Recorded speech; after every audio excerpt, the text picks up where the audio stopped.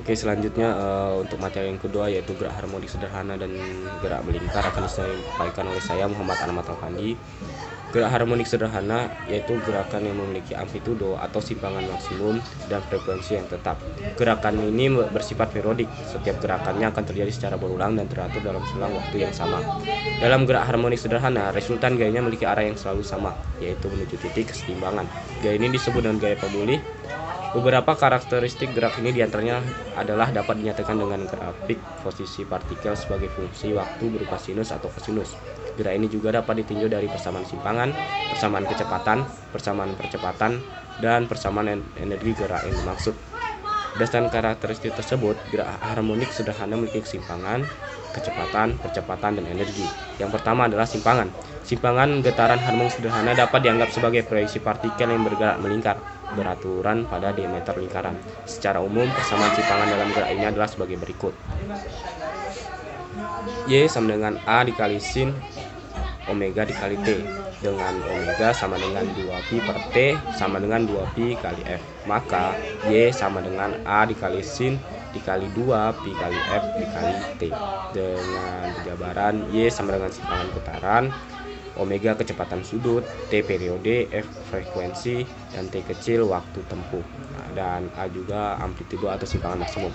Yang kedua adalah kecepatan. Kecepatan merupakan turunan pertama dari posisi pada gerak harmonik sederhana. Kecepatan diperoleh dari turunan pertama persamaan simpangan. Persamaan kecepatan dapat dilabelkan sebagai berikut.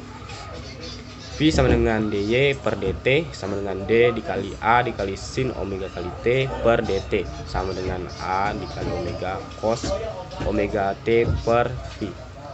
V sama dengan omega kali akar a pangkat 2 dikurang a pangkat 2 dikali sin pangkat 2 dan omega kali t. Dengan V sama dengan omega dikali akar a pangkat 2 di min y pangkat 2 dengan kecepatan maksimum Vm per a omega. Yang ketiga adalah percepatan. Percepatan benda yang bergerak harmonik sederhana dapat diperoleh dari turunan pertama persamaan kecepatan atau turunan kedua persamaan simpangan.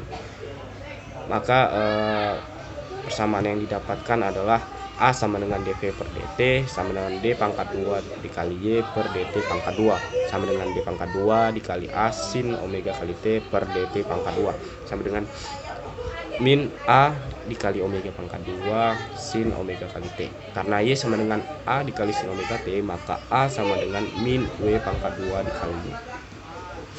Yang terakhir adalah energi. Persamaan energi pada gerak harmonik sederhana meliputi energi kinetik, energi potensial, dan energi mekanik. Energi kinetik benda dapat dirumuskan sebagai berikut. EK sama dengan setengah dikali K dikali A pangkat 2 cos pangkat 2 omega dikali T. Energi potensial benda dapat dirumuskan sebagai berikut. EP sama dengan setengah kali K kali A pangkat 2 sin pangkat 2 omega per T. Sementara itu energi mekanik adalah penjumlahan dari energi kinetik dan energi potensial.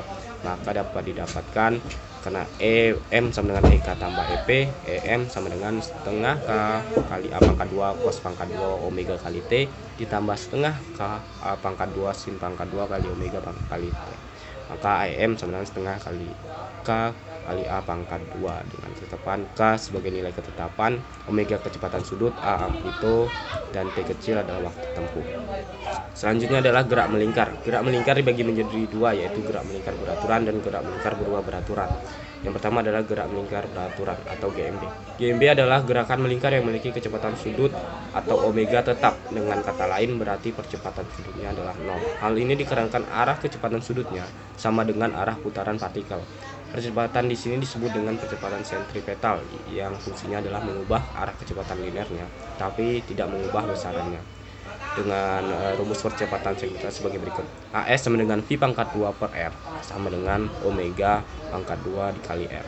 Dengan keterangan AS atau percepatan sentripetal, V kecepatan linear atau tangensial, R jari-jari lintasan, dan omega kecepatan sudut. Semakin besar kecepatan linear atau tangensialnya, maka akan semakin besar pula nilai percepatan sentripetalnya. Dengan arah vektor pada percepatan sentripetal ini menuju pusat lingkaran atau sumbunya, tapi vektor kecepatan linearnya lurus. Selain itu, percepatan sentripetal ini Selain itu, kecepatan sudut akan searah dengan putaran benda. Vektor percepatan dan kecepatan linear saling tegak lurus. Itulah mengapa percepatan sentripetal dengan kecepatan linear tidak sama. Begitupun dengan arah percepatan sentripetal dan kecepatan sudutnya. Yang kedua adalah gerak melingkar berubah beraturan atau GMBB. GMBB adalah gerakan dari suatu benda yang menempuh lintasan melingkar dengan kecepatan sudut yang berubah-ubah. Namun, percepatan sudutnya tetap. Pada GMBB, kecepatan tersebut akan meningkat apabila searah dengan percepatannya. Sebaliknya, kecepatan akan menurun ketika berlawanan dengan perubahan percepatannya. Kalau ada GMB percepatan dinamakan sentripetal, lain halnya dengan GMBB, yang percepatannya dinamakan dengan percepatan tangensial. Pada percepatan tersebut terjadi perubahan besar kecepatan linear secara beraturan. Arahnya bisa sama atau berlawanan, tergantung dengan arah kecepatan linear. Begini persamaan kecepatan tangensial. A T sama dengan A dikali R. Secara sistematis kamu bisa melihat persamaan di bawah ini. Kecepatan sudut theta sama dengan omega 0 ditambah omega T per 2. Dengan perpindahan sudut theta sama dengan omega OT ditambah setengah dikali A dikali T pangkat 2. Kecepatan sudut omega T sama dengan omega 0 ditambah A dikali T omega T pangkat 2 sama dengan omega 0 pangkat 2 dan 2 dikali A theta. Dengan keterangan theta sebagai besar sudut lintasan melingkar yang ditempuh, omega T sama dengan kecepatan sudut akhir, omega 0 sama dengan kecepatan sudut awal, dan A kecepatan sudut, dan T kecil waktu tempuh. Assalamualaikum warahmatullahi wabarakatuh. Perkenalkan, nama saya Selvi Rosalena dengan NIM F1D221012. Sekarang saya akan membahas benda pada pegas vertikal. Perhatikan sebuah pegas yang tergantung secara vertikal. Pada ujung pegas digantung benda bermasa M, sehingga pegas itu terenggang sepanjang Y. Sistem setimbang dalam hal ini KY sama dengan MG atau Y sama dengan MG per K. Benda ini disimpangkan sejauh Y dari posisi setimbang, kemudian dilepaskan. Perhatikan bahwa persamaannya identik dengan sistem pegas benda horizontal. Lalu ke bandul sederhana atau disebut juga dengan simpel pendulum. Perhatikan sebuah bandul yang bermasa M yang digantungkan pada ujung tali sepanjang L. Massa tali diabaikan dan tegangan tali T. Benda ini berayun ke kiri dan ke kanan. Berayunnya itu mengikuti busur lingkaran berjari-jari L. Benda setimbang dalam arah radial T sama dengan mg cos theta. Dalam arah tangensial bekerja gaya mg sin theta. Gaya ini selalu berlawanan arah dengan arah perubahan theta. Lalu ke bandul fisis atau fisikal pendulum. Sebuah benda tegar dengan massa M. Benda dapat berputar pada titik O. Jarak titik O ke pusat massa C adalah H. Momen inersia benda adalah I. Gaya yang menyebabkan benda berosilasi adalah mg sin theta. Dengan torka atau momen gaya sebesar torka sama dengan Fr sama dengan mg sin theta, H sama dengan mg H sin theta. Lalu lanjut ke bandul puntir atau torsional pendulum. Bandul puntir terdiri dari benda yang digantung pada kawat yang dipegang pada suatu titik tetap. Bila kawat dipuntir sebesar sudut theta, kawat akan memberikan sebuah gaya pemulih sebanding dengan theta, yaitu torka sama dengan min konstanta puntir theta. Nah, untuk contoh soalnya seperti ini. Untuk contoh soalnya, sebuah batang bermassa M dan panjang L digantung secara vertikal pada salah satu ujungnya. Batang berosilasi di sekitar titik setimbangnya.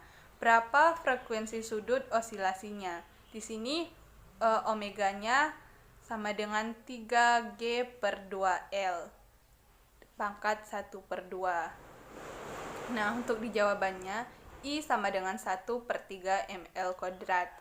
H sama dengan 1/2L. Untuk omeganya sama dengan akar MGH per I sama dengan MG 1/2L per 1/3 ml kuadrat. Hasilnya akar 3G per 2L. Nah, untuk contoh soal lainnya, Sebuah piringan tipis bermassa 5 kg dan jari-jarinya 20 cm digantung dengan suatu sumbu horizontal tegak lurus terhadap lingkaran melalui pinggir lingkaran. Piringan disimpangkan sedikit dari posisi setimbangnya dan dilepas. Cari frekuensi sudut osilasinya. Omega sama dengan 200/6 akar 1/2. Untuk jawabannya, I sama dengan 1 cm ditambah mx kuadrat sama dengan 1/2 mr kuadrat ditambah mr kuadrat sama dengan 3/2 mr kuadrat. Omega sama dengan akar mgh per I sama dengan akar mgr per 3/2 mr kuadrat sama dengan akar 2g per 3r sama dengan 2 dikali 10/3 dikali 0,2. Untuk hasilnya yaitu 200/6. Nah, sekian sekilas dari saya. Maaf jika terdapat kesalahan. Wassalamualaikum warahmatullahi wabarakatuh.